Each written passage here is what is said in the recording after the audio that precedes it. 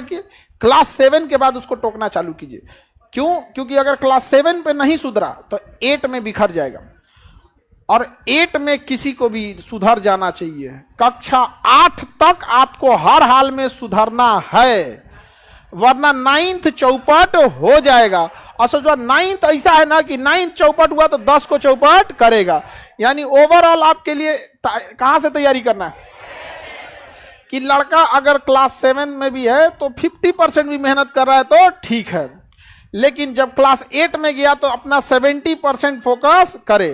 70% समय पढ़ने में ना लगाए, मतलब जो टीचर बता रहे हैं उसको 70% कम से कम बुझा जाना चाहिए। समस्या ये नहीं है, लोग आरोप लगाते हैं कि मेरा बचवा नहीं पढ़ रहा है। हकीकत में उस बचवा से पूछिए कि मास्टर जो पढ़ा रहे हैं ना उसके दिमाग में नहीं घुस रहा है, वरना डाउनलोडिंग पावर तो उसका गूगल से तगड़ा है। अरे एक बार इंस्टॉल करके तो देखो, कभी डिलीटे नहीं मारेगा वो। यहाँ पर अब गलती हो जाता है, पगला रहा है वहां पर। हमसे, हम क्लास 7 की बात बता रहे हैं, हमसे एक मैडम थी तो स्कूल में तो मैडम ही लोग ज्यादा पढ़ते। ए उठो, स्टैंड अप, बताओ व्हाट इज इंडिया, भारत क्या है। हम इंडिया इज ए कंट्री बोलना चाहिए, हम डरा गए। India is a good citizen, Bharat एक अच्छा नागरिक है। बताओ ये कभी हो सकता है?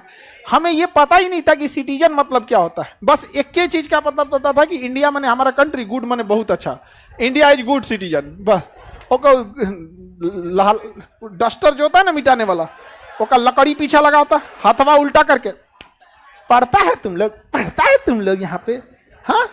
अब वही हम लोग बोलते पढ़ाती हैं आप लोग, तो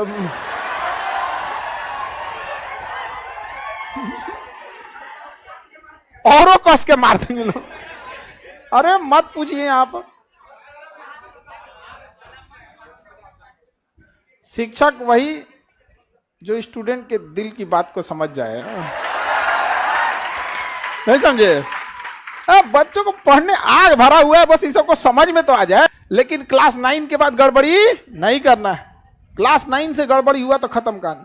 और क्लास 9 से अपने छोटे भाई बहन को शांति से बैठने ही मत दीजिएगा, पॉलिटेक्निक में झोंक दीजिएगा। ये मत कहिएगा कि तुम्हें पॉलिटेक्निक ज्वाइन करना है। हम लोग की जीएस सा तो हम लोग का कोई लेने देना नहीं था, हम लोग बीएससी करके बैठे हैं। वो तो पिताजी की स्ट्रेटजी ऐसी थी ना कि हम लोग जब क्लास 8 पास किए तो कहें कि अब तुमको गांव छोड़ देना है, अब तुम सैनिक स्कूल की तैयारी करो। तो क्लास 8 में हम माइंडसेट थे कि क्लास 9 में हमको कहाँ जाना है, सैनिक स्कूल में।